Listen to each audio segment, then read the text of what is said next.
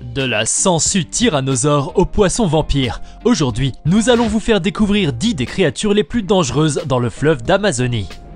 David de Santana est un zoologiste qui travaille pour le Musée national d'histoire naturelle des États-Unis. Dans ses recherches, il essaye de percer tous les secrets des mystérieuses créatures d'Amazonie. Début 2019, il se retrouve dans le bassin amazonien et il se donne comme mission d'en savoir plus sur l'anguille électrique, un poisson géant qui a inspiré la conception de la première batterie électrique. Après avoir récolté plus de 107 échantillons ADN de différentes anguilles électriques au Brésil, au Suriname et en Guyane, Santana renverse des siècles d'hypothèses. Il révèle l'existence de 3 espèces différentes d'anguilles électriques, alors qu'on pensait qu'il n'en existait qu'une seule.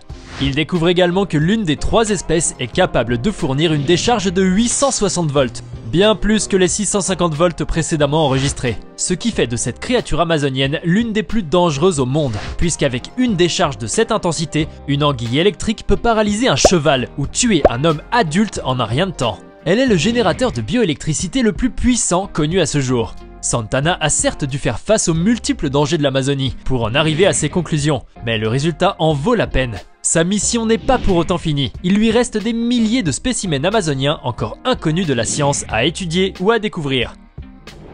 Nul besoin de vous dire que le bassin amazonien abrite une multitude de prédateurs aussi dangereux les uns que les autres, notamment des poissons carnivores, des parasites mortels ainsi que des alligators. Ce que vous devez ignorer par contre, c'est qu'il abrite également des requins. Vous vous dites sûrement que je me trompe, les requins ne sont pas des poissons d'eau douce. Eh bien détrompez-vous, des requins vivent dans le fleuve Amazon. C'est tellement surprenant et difficile à croire que vous voulez en savoir davantage. Direction donc l'Amazonie brésilienne. En raison de sa proximité avec l'océan, chaque année, des milliers de requins bulldogs y migrent pour se reproduire. Contrairement à la plupart des requins qui pondent des œufs et élèvent leurs petits, les requins bulldogs sont vivipares. Ils donnent donc naissance à des petits vivants et ne les élèvent pas du tout. L'eau douce peu profonde de l'Amazone fournit aux nouveau-nés une défense naturelle contre les prédateurs, en attendant qu'ils atteignent l'âge adulte. Maintenant que vous savez tout à propos des requins du fleuve Amazon, vous avez une bonne raison de ne pas vous y baigner. Surtout que les requins bulldogs sont des prédateurs dangereux et sans merci. Avec leurs centaines de dents triangulaires, ils sont sur le podium des requins les plus meurtriers pour l'homme. À moins que vous ne vouliez vivre les dents de la mer pour de vrai. Maria est une petite fille de 9 ans qui vivait dans la province centrale de Chanchamayo au Pérou. En 2007, alors qu'elle ne veut que s'amuser avec ses amis au bord du fleuve Amazon, elle est attaquée par une sangsue géante qui ne mesure pas moins de 7 cm. Elle s'agrippe à son nez et ce n'est que grâce à l'intervention d'un médecin local qu'on a pu lui arracher cette horrible créature du visage. La petite fille qui ne voulait que passer un bel après-midi au bord de l'Amazone vient de vivre la journée la plus terrifiante de sa vie. En effet, elle a été attaquée par une Tyrannobdella rex, autrement dit une sangsue tyrannosaure, une sangsue amazonienne suceuse de sang, gigantesque avec de grandes dents pointues, comme son homonyme le tyrannosaure, et très dangereuse aussi, puisqu'elle peut rester dans le corps d'une personne pendant des semaines et provoquer un étouffement. Bien que la petite Maria a eu une grosse cicatrice sur la figure pendant plusieurs jours, l'intervention du médecin lui a évité le pire. Espérons tout de même que la petite fille a pu surmonter le traumatisme qu'elle a vécu en cette terrifiante journée de 2007. Vous voyez cette magnifique créature avec sa sublime fourrure brune et luisante et son regard amical. Elle est tellement mignonne que vous voudriez sûrement pouvoir la caresser. Et si vous essayez? Eh bien, un voyage en Amazonie brésilienne s'impose.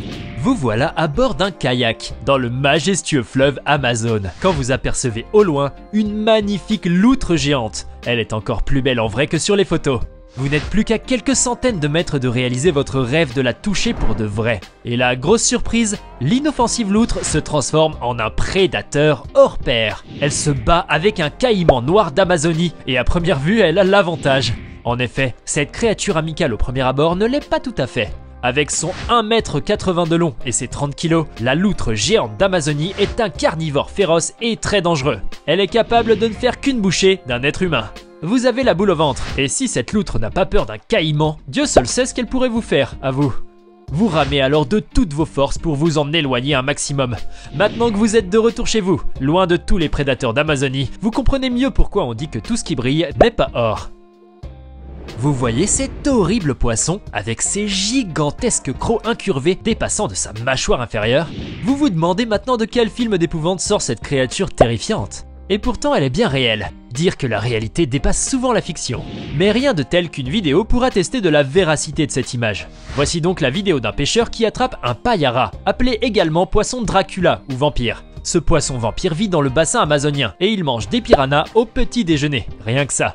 Bien qu'il n'existe aucun cas connu de ce poisson terrifiant tuant des humains, plusieurs coupures et des morsures très graves ont été signalées, ce qui fait de ce prédateur carnivore l'une des plus dangereuses créatures de l'Amazone. Maintenant que vous n'avez plus aucun doute quant à l'existence de ce poisson horrible, je ne peux malheureusement pas vous garantir qu'il ne hantera pas pour autant vos nuits, mais peut-être qu'en regardant le reste de la vidéo, d'autres créatures beaucoup plus dangereuses vous le feront oublier.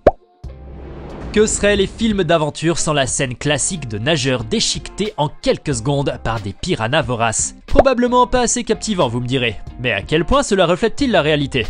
Voilà la question à laquelle vous cherchez une réponse depuis des lustres. Pour avoir enfin une réponse, voici l'expert en poissons, le docteur Asher Axelrod, en train de nager dans une piscine infestée de piranhas rouges. Vraisemblablement, ces petits monstres ne lui ont fait aucun mal. Mais est-ce une raison de ne pas s'en méfier? Pas tout à fait. Pour réaliser son expérience, le docteur Axelrod a jeté d'abord dans sa piscine un gros morceau de viande ensanglantée, qui a aussitôt été dévoré par les piranhas. Lorsqu'il entre dans la piscine, ils ont donc le ventre plein, ce qui rend son expérience erronée. Dans leur habitat naturel, c'est-à-dire dans le bassin amazonien, lors de la saison sèche, lorsque la nourriture se fait rare et que les niveaux d'eau sont bas, les piranhas rouges sont très affamés, ce qui a donné lieu à des centaines de cas d'attaques documentés, dont quelques-unes se sont soldées par la mort et d'autres par des blessures assez graves. D'où la réponse à votre question. Oui, les piranhas rouges sont des poissons extrêmement dangereux, voire meurtriers pour l'homme. Du coup, pour croire le docteur Axelrod, il faudra qu'on le voie nager avec des piranhas rouges directement dans l'Amazone. Mais il n'est pas prêt de prendre ce risque, et j'imagine que vous non plus. Vous ne voudriez pas assister à une scène réelle de mise à mort par des piranhas. Vous en serez traumatisé à vie. Maintenant que vous savez ce dont ces petits monstres sont capables, il ne vous reste plus qu'à regarder un petit film avec des piranhas pour vous donner des frissons. Mais bien sûr, à l'abri derrière votre écran. Un poisson capable de sauter hors de l'eau et d'assommer un pêcheur lors d'une attaque qui ressemble à celle d'une torpille, c'est difficile à croire. Pourtant, c'est ce qu'il y a de plus vrai. Vous ne demandez qu'à voir de vos propres yeux. Voici donc une séquence surprenante pendant laquelle un colossal poisson se débat et s'attaque à des pêcheurs qui essayent de le capturer, propulsant l'un d'entre eux tel une torpille. Imaginez seulement s'il n'était pas face à un groupe d'hommes, mais plutôt à un pêcheur solitaire. Celui-ci ne s'en serait sans doute pas sorti. En effet, ce poisson est l'Arapaima gigas. Ce n'est autre que l'un des plus grands poissons d'eau douce au monde et le plus grand du fleuve Amazone, avec ses 2 mètres de long et ses 100 kg. C'est une bête très dangereuse, avec une mâchoire redoutable et des écailles résistantes en forme d'armure, qui ne fait qu'une bouchée des petits animaux terrestres qui se trouvent près du rivage. Il est tellement craint par la population locale qu'il a inspiré une légende amazonienne qui fait référence à un esprit maléfique qui habite le corps de cet énorme poisson. Voilà de quoi faire des cauchemars. Heureusement, derrière votre écran, vous êtes à l'abri de toutes les attaques de l'Arapaima gigas et du mauvais esprit qui l'habite. Vous savez sans doute que le fleuve Amazone regorge d'énormes créatures, monstrueuses et très dangereuses. Cela ne veut pas dire que les petites bêtes aquatiques y sont inoffensives, bien au contraire. Dit comme ça, c'est assez déconcertant. Maintenant, vous voulez certainement avoir plus d'explications. Pour ce faire, je vais vous raconter une histoire troublante et très effrayante. Nous sommes le 28 octobre 1997, à Manaus, la capitale isolée de l'état brésilien d'Amazonas, lorsqu'un jeune amazonien arrive à l'hôpital local avec un candiru dans l'urètre. Le candiru est un petit poisson vorace de type parasitaire ou nécrophage qui vit dans les cours fluviaux d'Amazonie. Il se nourrit en s'introduisant dans les orifices naturels des autres poissons pour les dévorer de l'intérieur. De ce fait, le candiru est l'une des créatures les plus dangereuses et les plus redoutées du bassin amazonien. Cette petite bête féroce s'est introduite donc dans l'urètre de ce malheureux en passant par son pénis. En effet, le jeune homme avait une envie pressante lorsqu'il se baignait dans le fleuve et c'est en se soulageant que le candiru s'est frayé un chemin dans ses parties génitales. Ce n'est qu'après des heures d'opération que l'urologue Dr Anwar Samad réussit enfin à extraire le poisson, traînant sa carcasse à travers le pénis du patient. Notre malheureux hôte s'en est sorti sans séquelles à long terme, mais a eu quand même une blessure d'1 centimètre de diamètre dans l'urètre. Voilà une histoire d'horreur véridique qui vous fera garder les jambes fermement croisées pendant des jours.